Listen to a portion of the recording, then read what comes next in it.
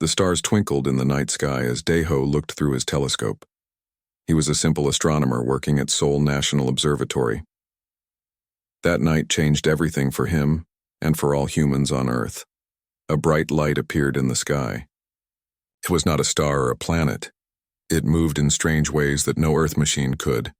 Daeho called his boss, Director Jun, right away. "Sir, I think you need to see this," Daeho said, his voice shaking. Within hours, the world knew. Alien ships were coming to Earth. They called themselves the Terok. They sent messages of peace and friendship.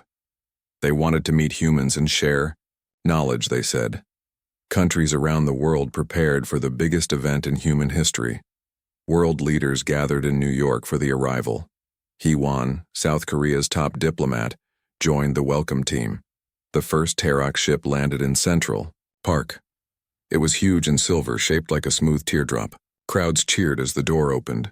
The aliens looked almost like humans, but with bluish skin and large eyes. "We come as friends," said their leader in perfect English. "We wish to share our technology and help Earth join the galactic community." For 6 weeks, things seemed wonderful.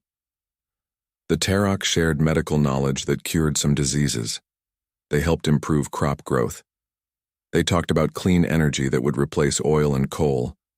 But not everyone trusted them. Minji, a military intelligence officer, noticed strange things. The Terok never let humans see inside most parts of their ships. They asked many questions about Earth's resources and defenses, but shared little about their own world. "Something isn't right," Minji told her commander, General Park. "Why won't they tell us where their home planet is? Why do they need so much information about our mineral deposits?" General Park brought these concerns to the World Security Council, but most leaders didn't want to hear it. The Terok were solving problems humans had struggled with for centuries. Nobody wanted to seem unfriendly to such helpful visitors. Then came the day that Daeho noticed something new in his telescope. More ships, hundreds of them, were approaching Earth. These were not like the first ships.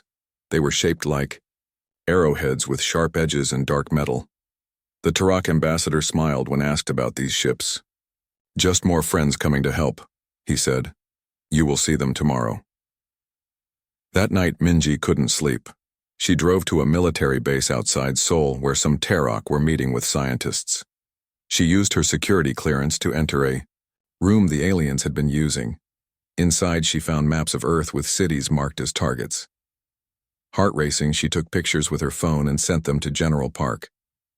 "We need to warn everyone," she typed. "This is an invasion plan." Before she could leave the room, a tall Terok appeared in the doorway. "Humans are more clever than we thought," he said coldly. "But it doesn't matter now." Minji reached for her gun, but the alien moved too fast. She managed to hit the emergency alarm before everything went dark. At 3:27 a.m., the new Terok ships entered Earth's atmosphere. They didn't land. Instead, they positioned themselves above major cities worldwide. General Park was awakening world leaders with Minji's discovery when the first energy beams hit Seoul. Buildings collapsed as the ground shook. The same thing happened in New York, London, Beijing, and 100 other cities at the same time. Daeho watched in horror from his observatory as Seoul burned. His phone buzzed with an emergency alert. "Seek shelter immediately.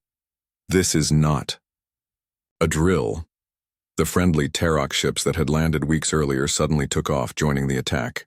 They had been scouts, learning Earth's weaknesses. In his underground command center, General Park gathered the few officials who had survived the first strike. "They think this is over," he said, looking at satellite images of the destruction. "They think we will just give up." Hee-won, who had escaped New York just in time, shook her head. "This is just the beginning. They don't know humans very well if they think we won't fight back." Miles away, Minji woke up in darkness. She had been left for dead, but had survived. As she crawled from the rubble of the military base, she saw Terok ships landing, aliens, emerging with strange machines already starting to dig into the Earth. "They want our resources," she whispered to herself. "They think we're defeated." She found a working military radio in a broken jeep. "This is Officer Minji," I'm alive. And I'm going to fight. Across the burning planet, other survivors were making the same promise. The Turok thought humanity would surrender. They were wrong. 3 years after the Turok invasion, Earth was a different world. Most cities were now mining camps where aliens forced humans to dig for precious metals. The invaders didn't care about human buildings or culture.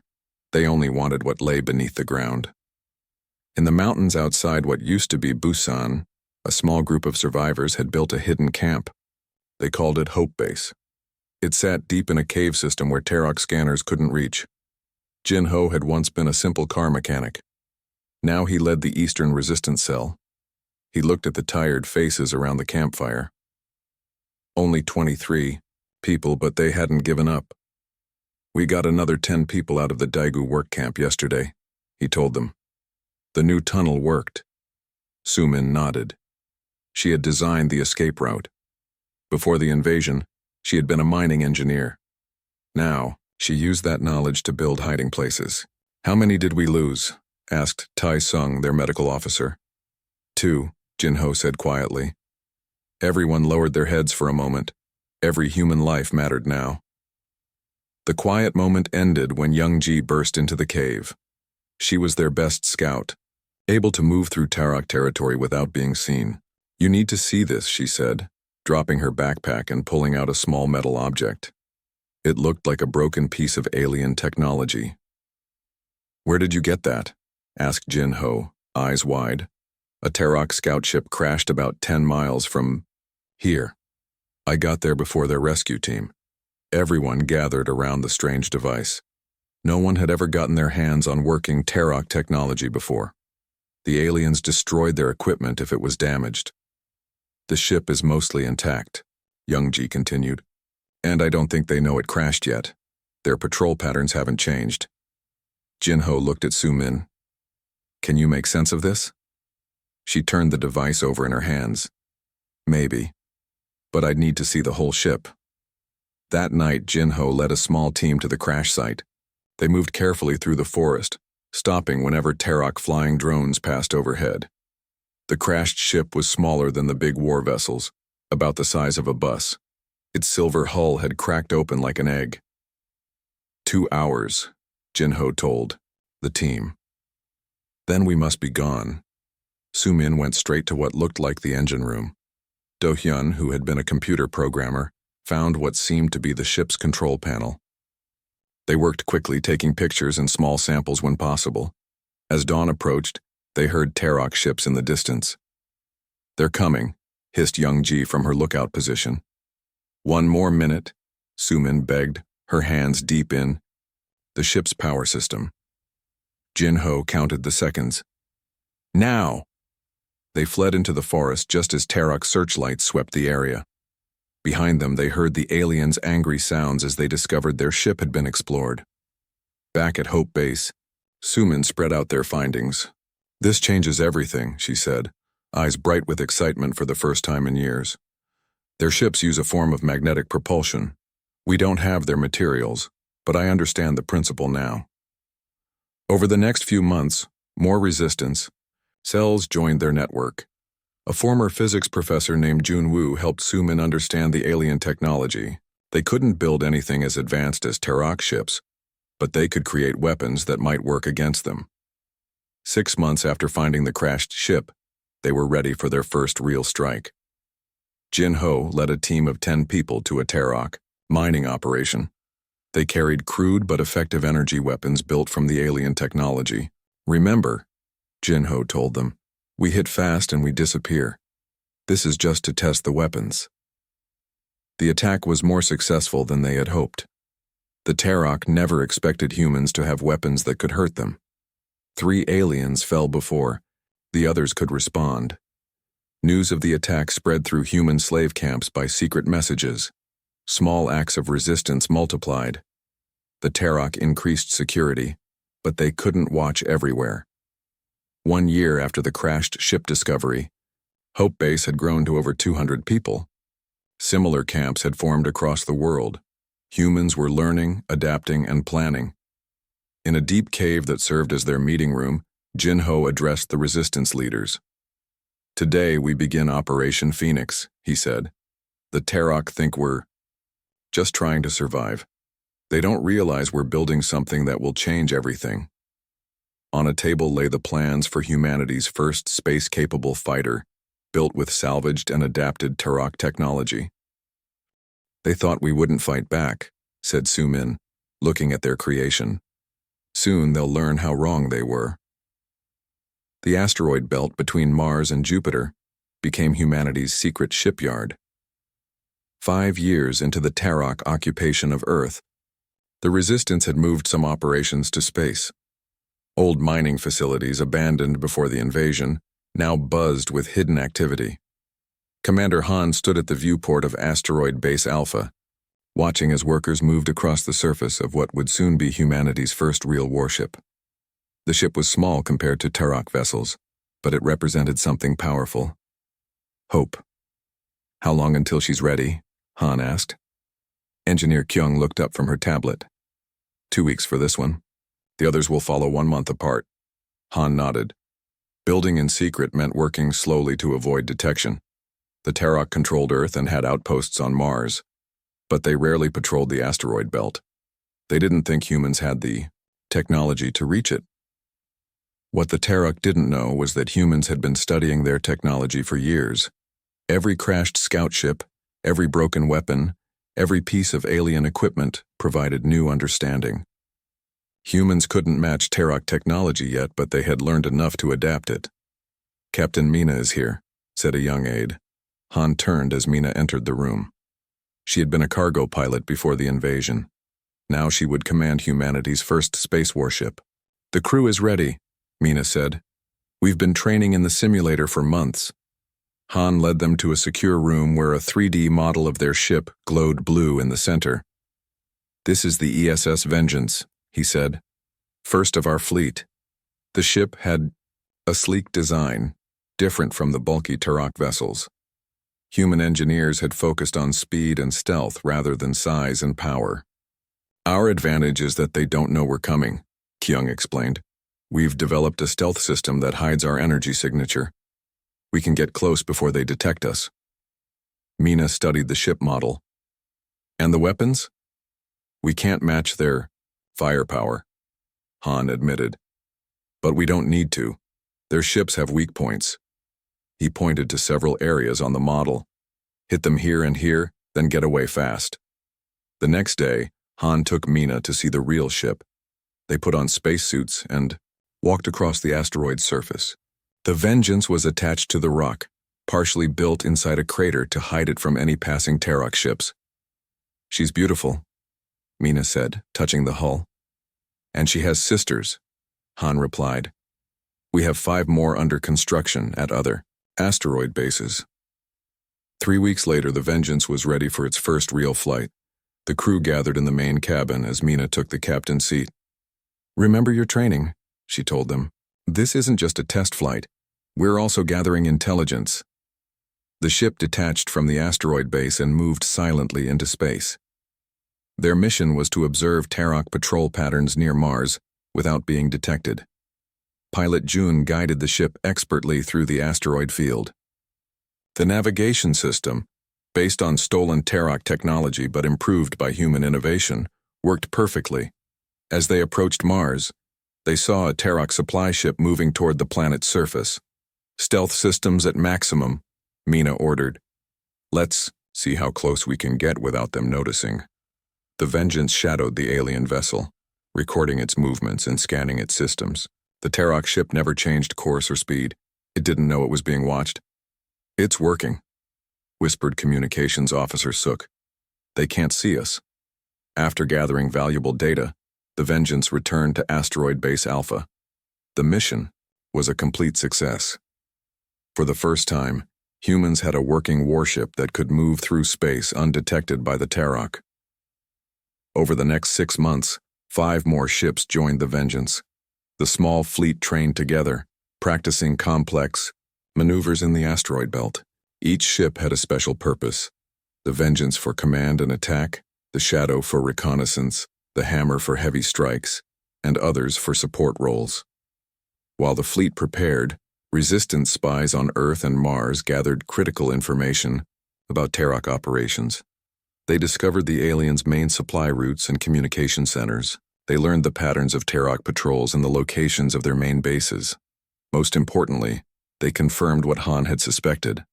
The Terok were overconfident. They believed humans were primitive and broken. They had no defense plans against a space attack because they thought humans incapable of building ships. "We're ready," Han told the fleet commanders at their final meeting. "The Terok think they've won. They think we've given up. That mistake will cost them everything." The first human fleet prepared to strike back at their oppressors. Operation Lightning would begin at dawn. The Terok never saw the first attack coming. Captain Mina and the ESS Vengeance emerged from behind Mars's smaller moon, engines silent, using only momentum to drift toward their target. It was a Terok supply ship, heavily loaded with minerals mined from Earth. The ship had no escort. Why would it need one? Humans had never attacked in space before. "Weapons ready," Mina said quietly, though she knew her crew didn't need the reminder. They had trained for this moment for months. The Vengeance closed to attack range before the Terok ship's sensors detected anything unusual. By then it was too late. Precise energy beams cut through the supply ship's engines. It didn't explode, that wasn't the plan. The resistance needed to show other humans that fighting back was possible. "Send the message," Mina ordered. Communications. Officer Sook activated a special transmitter. Across Earth, in slave camps and mining operations, hidden receivers picked up the signal. "Humanity fights back. This is just the beginning." The Vengeance was gone before Terok response ships arrived. They found only their disabled supply vessel, now floating uselessly in space. The Terok High Commander was not pleased. "How did primitives disable one of our ships?" he demanded of his officers. None had a good answer. The Terok had grown comfortable in their conquest of Earth. They had stopped seeing humans as a threat years ago. "It must be an isolated incident," said his second-in-command. "Perhaps they salvaged one of our scout ships and got lucky." The High Commander wasn't convinced, but he had bigger concerns than one lost supply ship. He ordered increased security on major routes but didn't commit significant resources to hunting the attackers. That was exactly what the human fleet had hoped for. Over the next month, they struck 9 more times, always hitting isolated targets, always disappearing before reinforcements arrived.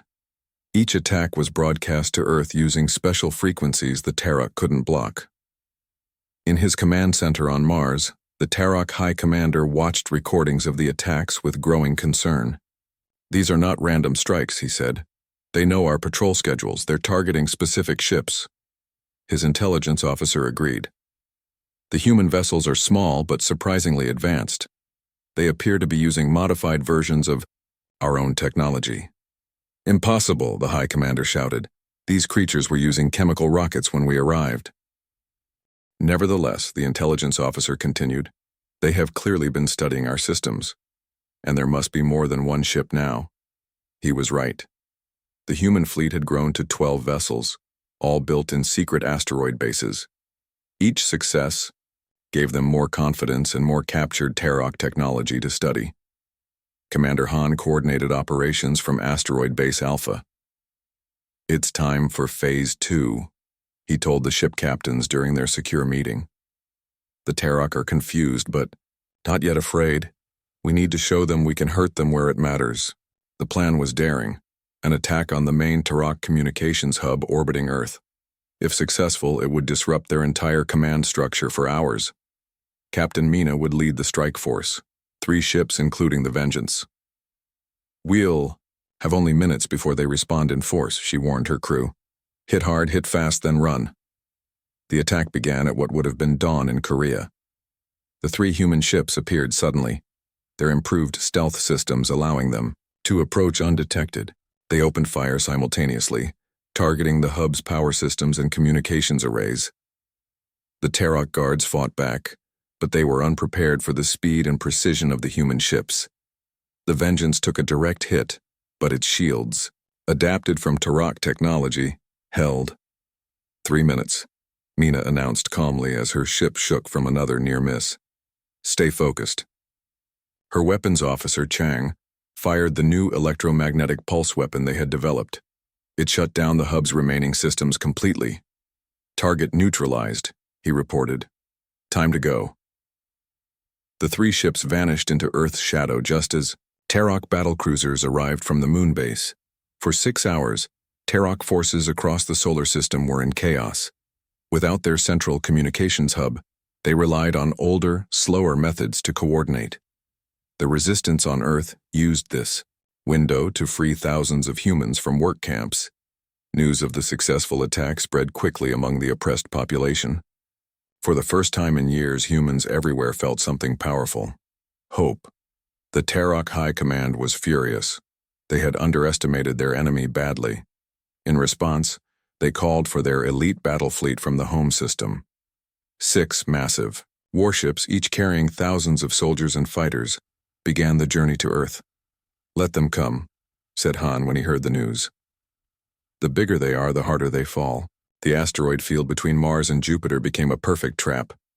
Commander Han and Captain Mina had planned for this moment since the beginning.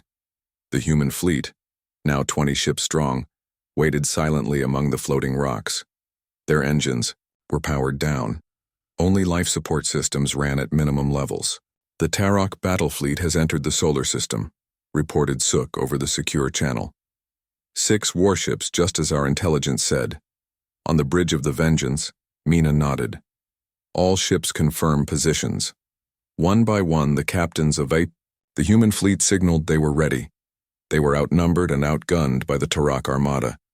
Direct combat would be suicide. But Han and Mina had never planned for a fair fight.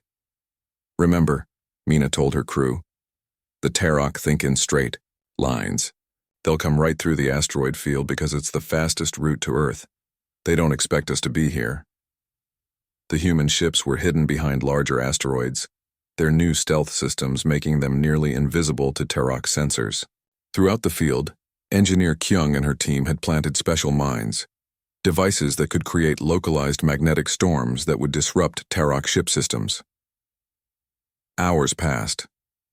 The tension grew as they waited. Then finally, Suk's voice came through again. They're entering the field now. The first Terok warship moved confidently between the asteroids. It was massive, at least 20 times larger than the Vengeance. 5 more followed, equally huge and powerful. Not yet, Mina whispered, though only she could hear it. Let them come deeper. When the entire Terok fleet was inside the asteroid field, Han gave the signal. Now! The mines activated. Sudden magnetic storms erupted throughout the field. The Terok ships' shields flickered as their power systems struggled to adapt. All ships attack, Mina ordered. The human fleet powered up and launched from their hiding places. Each targeted a specific weak point on the Terok ships, knowledge gained from years of studying their technology. The Vengeance led the assault on the Terok flagship. 2 precise shots disabled its main weapons before the alien vessel could properly respond. They're confused, said Chang from his weapon station. Their formation is breaking down. He was right. The Terok fleet had expected to face human ships near Earth, not an ambush in the asteroid field. Their massive warships were designed for open space combat, not the tight maneuvering required among the asteroids. The human ships, smaller and more agile, darted between rocks and debris, hitting the aliens and disappearing before they could lock weapons. This is Captain Ju of the Shadow, came a voice over the comm. We've disabled the engines on Warship 3. Similar reports came in from other ships. The carefully planned attack was working better than they had hoped, but the Terok were not defeated yet. Their remaining weapons found targets. 2 human ships exploded in bright flashes. Another spun out of control, its engines damaged. On the Terok flagship, High Commander Krav realized they had made a serious error. These humans are not primitives, he growled. They planned this perfectly. He ordered his remaining ships to form a defensive circle, but it was too late. The formation was already broken, and the asteroid field limited their movements. Mina saw her opportunity. All ships focus fire on the flagship's power core, she commanded. The human fleet concentrated their attack on a single point of the massive alien vessel. Their weapons, adapted from Terok technology but modified with human ingenuity, cut through the weakened shields. Explosions rippled across the flagship's hull.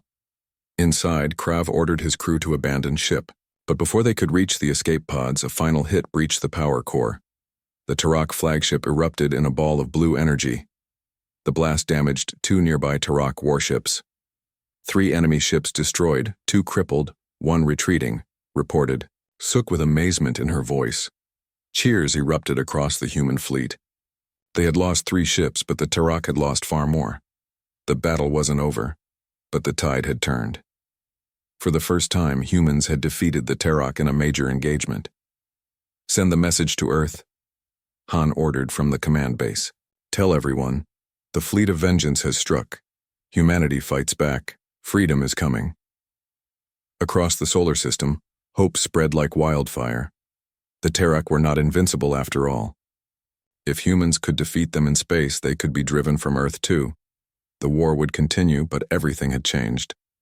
Humanity had proven that determination and ingenuity could overcome even the most advanced alien technology. They had thought humanity wouldn't fight back. They were wrong.